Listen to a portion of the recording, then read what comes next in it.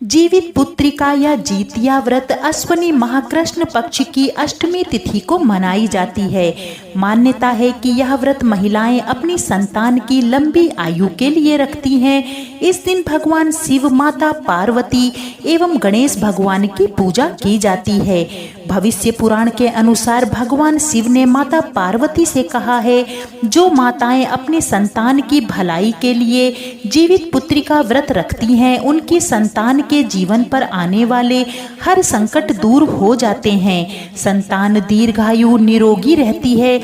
यह बहुत ही कठिन व्रत माना जाता है। इस व्रत में सप्तमी को खरना करके अष्टमी को व्रत रखा जाता है और फिर नवमी तिथि को व्रत का पारण किया जाता है। जीतिया व्रत के पहले दिन महिलाएं सूर्योदय से पहले जागकर स्नान करके पूजा करती हैं और फिर एक बार भोजन ग्रहण करती हैं और उसके बाद पूरा दिन निर्जला व्रत रखती हैं। इसके बाद दूसरे दिन सुबह सवेरे स्नान के बाद महिलाएं पूजा पाठ करती हैं और फिर पूरा दिन निर्जला व्रत रखती हैं। व्रत के तीसरे दिन महिलाएं इसका पारण करती हैं। सूर्य को अर्घ्य देने के बाद ही महिलाएं अन्न ग्रहण कर सकती हैं। मुख्य रूप से पर्व के तीसरे दिन झोर भात, मरुआ की रोटी और नोनी का साग खाया जाता है। अष्टमी को प्रदोष काल में महिलाएं जीमूत वाहन की पूजा करती हैं। जीमूत वाहन की कुशा से निर्मित प्रतिमा को धूप, दीप, अक्षत, पुष्प, फल आदि अर्पित करके फिर पूजा की जाती है। इसके साथ ही मिट्टी और गाय के गोबर से सियारन और चील की प्रतिमा बनाई जाती है। प्रतिमा बन जाने के बाद उसके माथे पर लाल सिंदूर का टीका लगाया जाता है। पूजन समाप्त होने के बाद जीवित पुत्रिका व्रत की कथा सुनी जाती है। मान्यता है कि कथा श्रवण किए बिना व्रत का संपूर्ण फल प्राप्त नहीं होता। तो आइए पूर्ण श्रद्धा और विश्वास के साथ इस शुभ फल प्रदान करने वाली पवित्र कथाओं का श्रवण करते हैं। जीवित पुत्रिका व्रत कथा। गंधर्वों के राजकुमार का नाम जीमूत वाहन था। वे बड़े उदार और परोपकारी थे। जीमूत वाहन के पिता ने वृद्धावस्था में वानप्रस्थ आश्रम में जाते समय इनको राज सिंहासन पर बिठाया, किंतु इनका मन राजपाट में नहीं लगता था। वह राज्य का भार अपने भाइयों पर छोड़कर स्वयं वन में पिता की सेवा करने चले गए। वन में ही जीमूत वाहन को मलयवती नामक राजकन्या से भेंट हुई और दोनों में प्रेम हो गया। एक दिन जब वन में भ्रमण करते हुए जीमूत वाहन काफी आगे चले गए, तब उन्हें एक वृद्धा विलाप करते हुए दिखी। पूछने पर वृद्धा ने रोते हुए बताया, मैं नागवंश की स्त्री हूँ, मुझे एक ही पुत्र है। पक्षीराज गरुड़ के कोप से मुक्ति दिलाने के लिए नागों ने यह व्यवस्था की है कि वे गरुड़ को प्रतिदिन भक्षण हेतु एक युवा नाग सौंपते हैं। आज मेरे पुत्र शंखचूड़ की बलि का दिन है। आज मेरे पुत्र के जीवन पर संकट है और थोड़ी देर बाद ही मैं पुत्र विहीन हो जाऊंगी। एक स्त्री के लिए इससे बड़ा दुख क्या होगा कि उसके जीते जी उसका पुत्र ही ना रहे। जीमूत वाहन को यह सुनकर बड़ा दुख हुआ। उन्होंने उस वृद्धा को आश्वस्त करते हुए कहा, डरो मत, मैं तुम्हारे पुत्र के प्राणों की रक्षा करूंगा। आज उसके स्थान पर स्वयं मैं अपने आप को उसके लाल कपड़े में ढककर वध्यशिला पर लेटूंगा, ताकि गरुड़ मुझे खा जाए पर तुम्हारा पुत्र बच जाए। इतना कहकर जीमूत वाहन ने शंखचूड़ के हाथ से लाल कपड़ा ले लिया और वे उसे लपेटकर गरुड़ को बलि देने के लिए चुनी गई वध्यशिला पर लेट गए। नियत समय पर गरुड़ बड़े वेग से आए और वे लाल कपड़े में ढके जीमूत वाहन को पंजे में दबोचकर पहाड़ के शिखर पर जाकर बैठ गए। गरुड़ ने अपनी कठोर चोंच का प्रहार किया और जीमूत वाहन के शरीर से मांस का बड़ा हिस्सा नोच लिया। इसकी पीड़ा से जीमूत वाहन की आंखों से आंसू बह निकले और वह दर्द से करहाने लगे।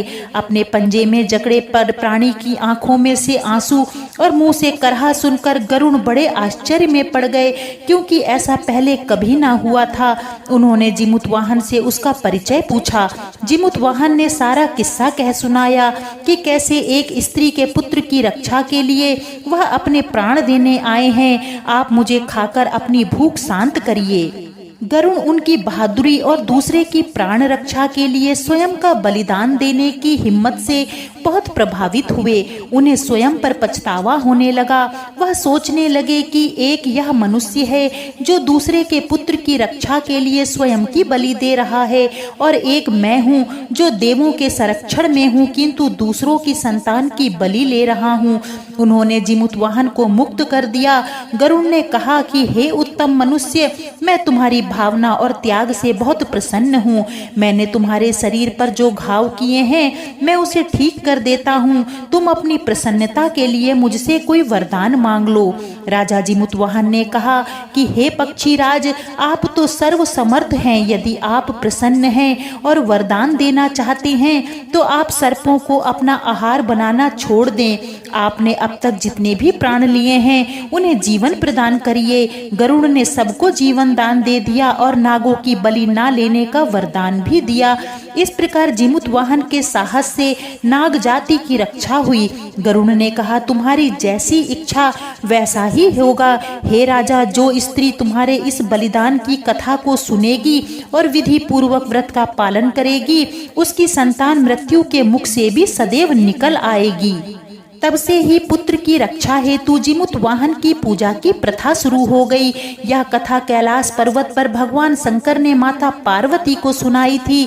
जीवित पुत्रिका के दिन भगवान श्री गणेश, माता पार्वती और शिव जी की पूजा एवं ध्यान के बाद व्रत कथा और भी सुननी चाहिए। जितिया व्रत की दूसरी कथा। यह कथा महाभारत काल की घटना से जुड़ी है। कथाओं के अनुसार महाभारत युद्ध में अपने पिता गुरु द्रोणाचार्य की मृत्यु का बदला लेने की भावना से अश्वत्थामा पांडवों के शिविर में घुस गया। शिविर के अंदर 5 लोगों को सोया पाया। अश्वत्थामा ने उन्हें पांडव समझकर मार दिया, परंतु वे द्रौपदी की 5 संतानें थीं जो मारी गईं। इसके उपरांत अर्जुन ने अश्वत्थामा को बंदी बनाकर उसकी दिव्य मणि उसके माथे से निकाल ली। अश्वत्थामा ने फिर से बदला लेने के लिए अभिमन्यु की पत्नी उत्तरा के गर्भ में पल रहे बच्चे को मारने का प्रयास किया और उसने ब्रह्मास्त्र से उत्तरा के गर्भ को नष्ट करना चाहा। तब भगवान श्री कृष्ण ने उत्तरा की अजन्मी संतान को फिर से जीवित कर दिया। गर्भ में मरने के बाद जीवित होने के कारण उस बच्चे को जीवित पुत्रिका के नाम से जाना जाता है। तब उस समय से ही संतान की लंबी उम्र के लिए जितिया का व्रत रखा जाने लगा। जितिया व्रत की तीसरी कथा।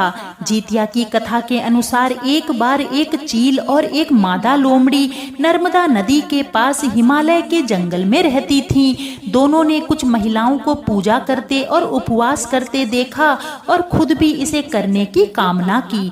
उपवास के दौरान लोमड़ी को बहुत भूख लग गई और वह जाकर चुपके से मरे हुए जानवर को खा लेती है।